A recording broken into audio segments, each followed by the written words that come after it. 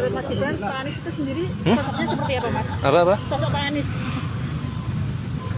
Mereka saling. Sosok Pak Anies sendiri gimana, Mas? Ya sekali lagi beliau itu ya role model kepala daerah yang sukses membangun Jakarta. Apalagi Jakarta sekarang jadi percontohan di negara-negara lain. Apa yang dikerjakan Anies itu perlu diapresiasi gitu. Ya. Membangun stadion sepak bola dengan segala macam pro dan kontranya yang berkembang di masyarakat, yang saya yakin banyak yang pro kontra juga nggak pernah ke sana. Gitu. Yang kedua, Anies bukan hanya membangun JIS, tapi juga membangun lapangan sepak bola di 5 lokasi di Jakarta, Bang. Di Kemanggisan, di Angke, di Kemayoran. Dan itu dengan standarisasi yang baik itu dia bangun itu untuk menunjukkan bahwa betapa komitmen Anies terhadap dunia sepak bola itu bisa dilihat, itu pakai Ingup, itu pakai instruksi gubernur tuh, terhadap pembangunan 5 kota, main gratis, lapangan dengan rumput yang baik, bagaimana anak-anak Persija itu nyanyi itu terima kasih Anies Baswedan. Itu menurut saya sebagai sebuah bukti bagaimana Jackmania, Bang. Itu Abang harus lihat video itu. Dia merinding saya itu mendengarnya itu, karena gini, Bang, saya termasuk yang menonton day by day pembangunan JIS ini. Day by day, Bang. Bukan seminggu apa. Day by day. Saya makanya kalau ditanya, mau nggak ikut kabinet? Saya nggak jawab. Karena belum ada. Iya. Sekarang coba bayangin, saya jawab, saya mau atau saya nggak mau. Lah, yang menang akan bilang, emang tawarin? Malu ya. Oh iya sih. Siapa yang nawarin? Bener lagi. Siapa yang nawarin? GR betul. Mantul, banyak yang bilang Abah nih cerdas ya. Tapi saya bingung, Abah dipanggil Abah tuh gara-gara apa sih? Abah. Gara-gara apa ya? Apa ya? Memang anak-anak saya panggilnya Abah. Abah ya. Saya baru tahu kemarin dipanggil Abah. Jadi, kok dipanggil Abah? Terus anak-anak tuh pada manggilnya Abah. Jadi waktu itu kalau tidak salah Tia, anak saya, dalam satu podcast ditanya, Tia kalau panggil Abah apa? Tia. Abah. Tia si cantik itu. Anaknya cantik, Pak. Maksud- Demi Allah saya Makasih. ngeliat anaknya cantik, Pak. Iya. Makasih. Nah, Iya. terus boleh nggak yang lain manggil Abah? Boleh, kata dia. Oh, Terus jadi semua manggil Abah. manggil Abah. Iya, Jadi begitulah. iya, Jadi iya. makanya saya bilang kalau itu boleh panggil Abah. Jadi saya kemana-mana, yang lucu nih. Ada kakek-kakek panggil saya, Abah apa kabar? Kebalik gimana? Dia Harusnya lebih saya tua. panggil dia Abah gitu kan. Dia lebih tua. Jadi Oke. rupanya dia di rumahnya ngomongnya Abah, nggak nyebut nama Anies. Iya. Jadi ketika ketemu keluarnya itu. Itu awal mulanya ya dipanggil Abah ya. Tapi oke juga sih panggilan akrab, Iya, panggilan oke. sayang gitu. Sekarang kita mau bahas ini, Pak, mengenai pertanyaan-pertanyaan netizen dan beberapa rumor dan isu yang ada di luar. Dengar-dengar ini isunya dari data yang masih belum pasti. Katanya untuk DKI 1 ya ada beberapa artis yang kayaknya ikut terjun untuk menjadi bagian dari itu sebagai wakil atau mungkin wakil kayaknya, Pak. Bapak udah dengar belum? Belum. Wah. Siapa tuh? Aduh, jangan saya sebut dong, Pak. Loh, terus Nanti saya gimana? salah.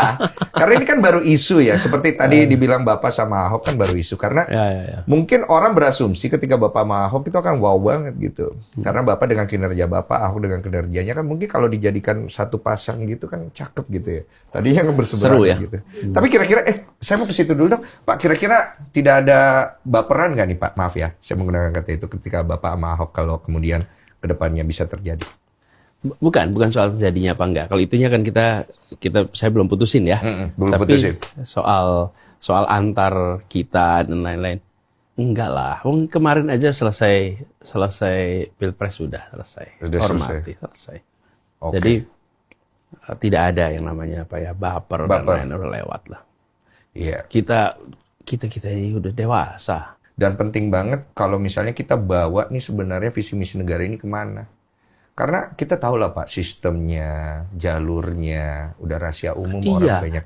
Dan gini, kita semua itu pengen mudah dapat pekerjaan. Iya. Kemudian biaya hidupnya murah. Masuk akal Pendidikan bisa sampai tuntas. Yes. Kesehatan terjamin. Yes. Rumah milik sendiri dan tenang. Iya. Kan itu yang dibutuhin semua. Sesederhana itu tuh. Sederhana itu. Nah, untuk itu bisa terjadi, maka pengambilan keputusan harus benar. Tulis, tapi dalam bentuk praktek yang sangat terasa. Dan Lebaran ini, Ibu sekalian, momen langka di mana hierarki sosial itu runtuh dengan kesetaraan spiritual. Semua datang bersalaman tanpa sekat jabatan, tanpa tembok kekuasaan. Ini pelajaran tentang egalitarianisme yang tak mungkin bisa disentuh dan diajarkan hanya di ruang kelas. Dan saya istilahkan laboratorium sosial karena ini terjadinya hanya di Indonesia. Di tempat lain setelah Idul Fitri, ya sudah ketemu Id Mubarak. Selesai. Di kita setelah sholat Idul Fitri selama 1 bulan, semua yang kaku, yang beku dilenturkan, semua yang berjarak didekatkan. Nah, dalam situasi ini kita juga menyaksikan yang kaya berbagi dengan yang kurang, bukan karena survei, bukan karena laporan data, tapi karena rasa, karena hati yang disentuh selama 1 bulan di bulan suci Ramadan. Ini pelajaran tentang keadilan, ini pelajaran tentang keberpihakan, ini pelajaran tentang ketakwaan. Karena selama 1 bulan kita merasakan betul proses menuju derajat ketakwaan yang lebih baik. Ya ayyuhalladzina amanu kutiba alaikumusiyam kama kutiba alal ladzina min qablikum la'alakum tattaqun. Kita mengarah menuju takwa, dan 1 bulan itulah yang kemudian menjadi bekal memasuki bulan Syawal. Nah, kalau dalam konteks pendidikan, maka 1 bulan kemarin itu adalah kurikulum intervensi. Masuk bulan Syawal ini, saya melihat ini buat ibu bapak guru ada peran strategis menjadikan pengalaman sosial saat Lebaran sebagai bahan refleksi di ruang kelas. Jadi ibu bapak guru, kalau anak-anak kembali sesudah musim Lebaran, jangan cuma ditanya begini, bagaimana liburannya kemarin? Ya itu baik-baik saja, tapi tidak cukup. Tapi tanya begini, apa yang kamu pelajari dari pertemuan halal bihalal?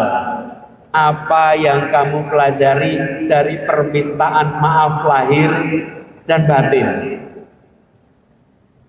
Dari situ anak-anak akan merasakan bahwa belajar itu bukan dari tulisan yang ada di papan tulis, bukan sekedar dari lisan gurunya, tapi belajar itu dengan melihat fenomena dan mengambil hikmah dari fenomena.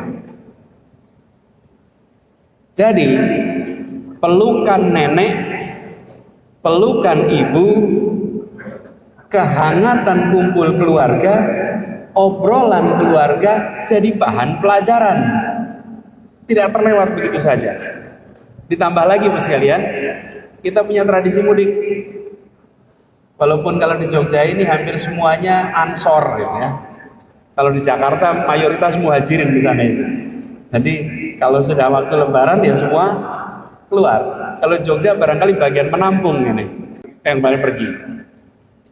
Nah, mudik ini ibu sekalian jadikan sebagai bahan pelajaran di ruang kelas. Ketika anak-anak mau berangkat mudik, mau berangkat keluar kota, pesankan, nah nanti di jalan kau jangan buka HP terus, lihatlah keindahan perjalanan di perjalanan pulang, yang naik bis, yang naik kereta, yang pakai pesawat, yang naik mobil, sepanjang jalan lihatlah Indonesia. Jangan kita sepanjang jalan lihat HP. Kalau sepanjang lihat HP nggak ada pengalaman perjalanan, yang ada dan nonton HP. Yang kedua, ini adalah sebuah proses kembali ke akar, kembali kepada runtutan silsilah keluarga. Coba sekalian, ini materi anak-anak, jelaskan tentang keluarganya, asal muasalnya, kisahnya. Dan anak-anak itu kemudian diajarkan tentang identitas, diajarkan tentang akar asal muasal yang tidak boleh dilupakan. Nah, ini semua materi pelajaran. Lalu yang kecil-kecil itu sekalian, antri di jalan raya, berdesak-desakan di kendaraan umum. Halo teman-teman, berjumpa bersama saya di Politik Dangi. Kalau kita melihat beberapa waktu lalu ya, sebelum Pilpres atau apa ini ya, dan di sana kalau kita melihat bagaimana Gibran Rakabuming Raka itu memuji Anies Baswedan. Katanya Anies adalah role model kepala daerah yang sukses memimpin Jakarta ya, dalam program-program di Jakarta, teman-teman. Ya sebenarnya kayak gini ya, para pejabat ini sebenarnya gengsi aja untuk menunjukkan pujiannya terhadap Anies, teman-teman. Sebab Anies kalau kita melihat ya sukses di Jakarta, beliau sukses memimpin Jakarta, namun gengsi aja ya kan. Apalagi Anies ini tokoh yang benar-benar ya, menginspirasi banyak orang. Bahkan di masanya kesuksesan Anies ini memimpin Jakarta sungguh luar biasa, teman-teman. Apalagi kalau kita bandingkan dengan Gibran itu jauh sekali ya.